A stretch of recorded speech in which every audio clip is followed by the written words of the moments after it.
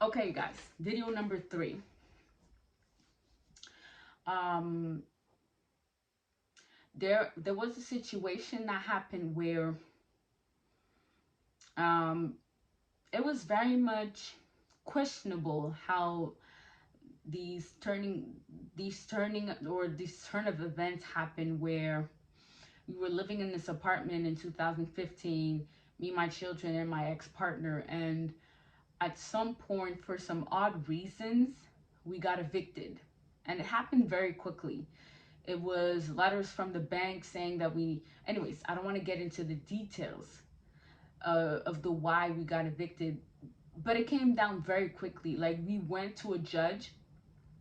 We had this court date that we needed to show up for, and I had just given birth to my third child, and we got to the court, and we needed to show up with the money. And if we had not shown up with the money, there was no explanations, there was nothing to be said. It was just eviction in 10 days, 11 days. And so I feel that that was again another setup. And then we just happened to leave town because we did not want to be exposed. We did not want to go to family members, because again, there was a strong feeling that there was some form of injustice being done. That's in 2017. And then when we got back in later, no, 2018, sorry. When we got back further after, I was working. I got back to work. We were situated. We were good. And then we happened to move a lot. Like, we did not have a stable. First of all, I was the one working a lot in that relationship. Okay.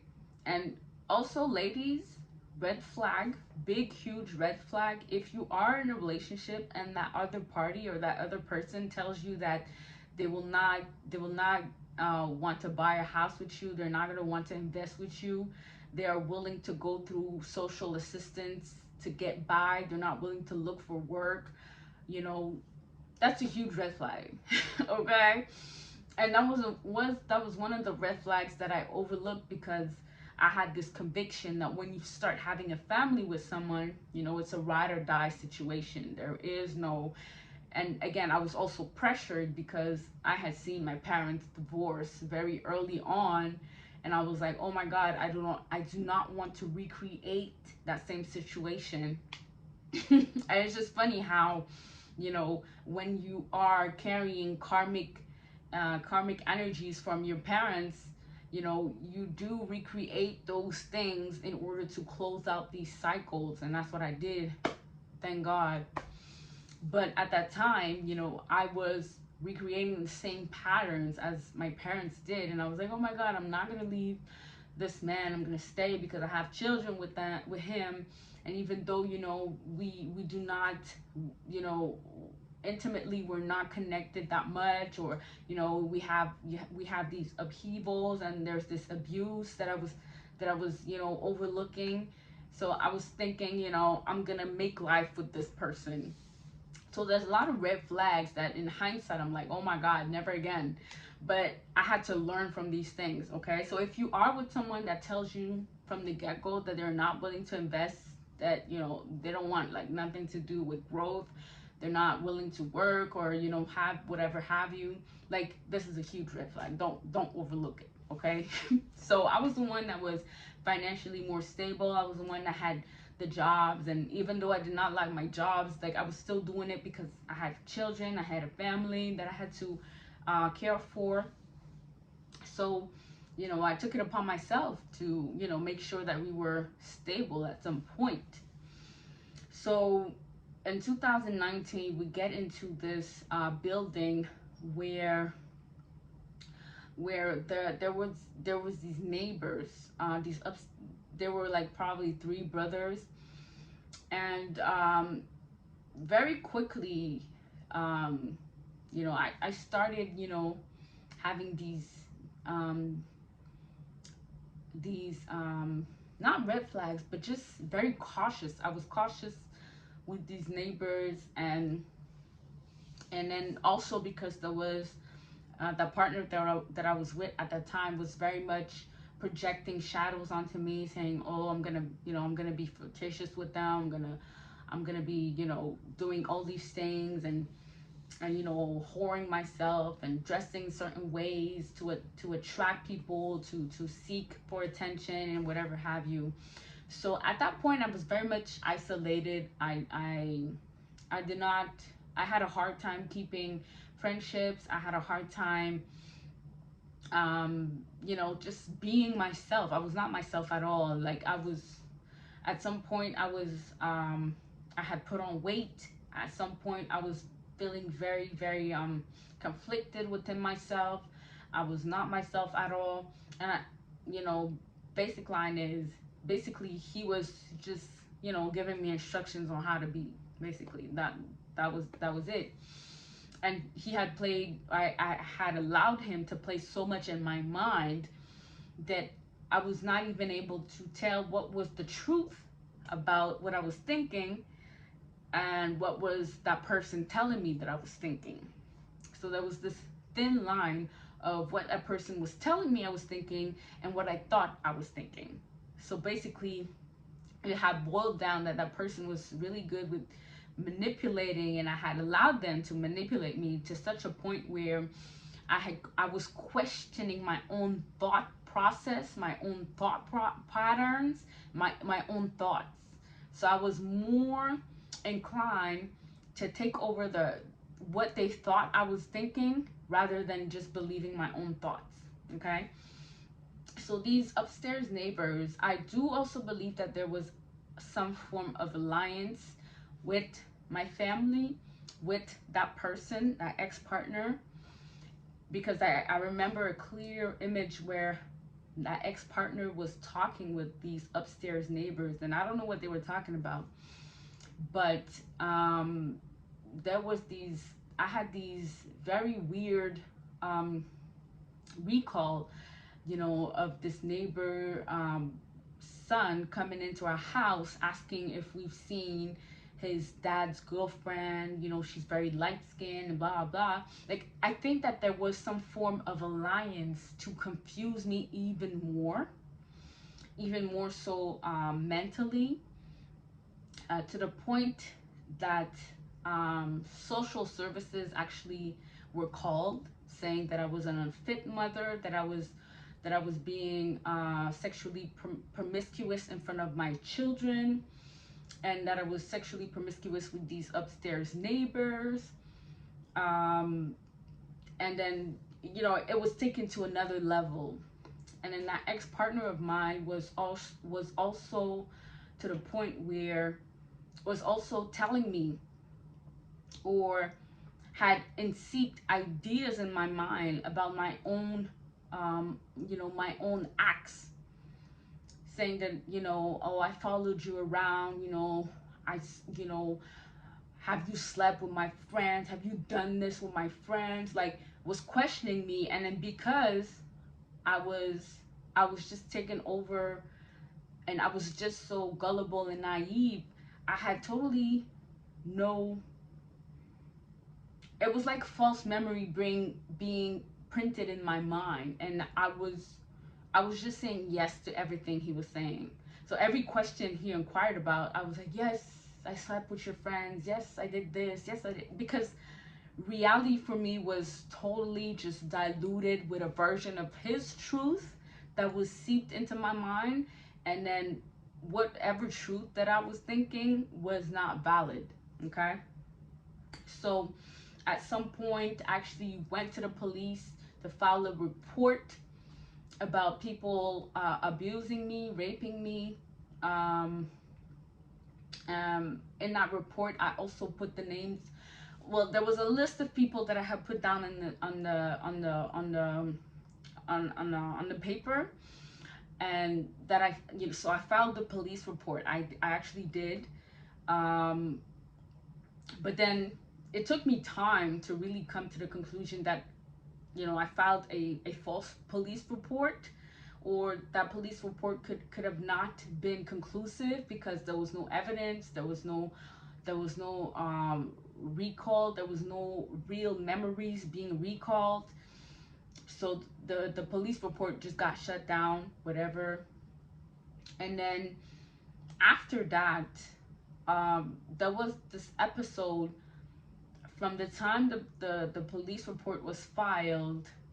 There was also social services involved because apparently someone had called social services to say that my children's life was in danger. Now, I don't know if I've been drugged. I don't know if there was some form of manipulation, heavy manipulation with neighbors' alliances or other people's alliance as to what was going on at night. Um, at some point, I felt like I was under some form of hypnosis, MK Ultra programming. Like, it was very evasive in my mind. The wave I've experienced 2019 to 2020. I had two emotional burnouts at work. Um, One was for 3 months, the other was like for 10 months. Uh, I was not taking any medication. Doctors did not prescribe me any medication, but then I was diagnosed with BPD, so borderline personality disorder, and there was no really that much therapy or nothing really offered. So it was just very strange, the turn of events that unfolded the moment I've made that police report. And then it started escalating, meaning these upstairs neighbors were constantly making noise from morning to sundown. No, morning to even into the night. Like, we were living in the basement and they were living on top of us, and they were constantly stomping on the floor from morning till night. I had told the police this, they didn't do nothing. I had told the social workers from the children's services, they didn't do nothing from straight 9 months. These people were harassing me in the streets. They were gang stalking me. Like, they're black men, okay? There were probably like three, but in the streets you could feel like there was more people that was gang stalking me, that was trying to intimidate me.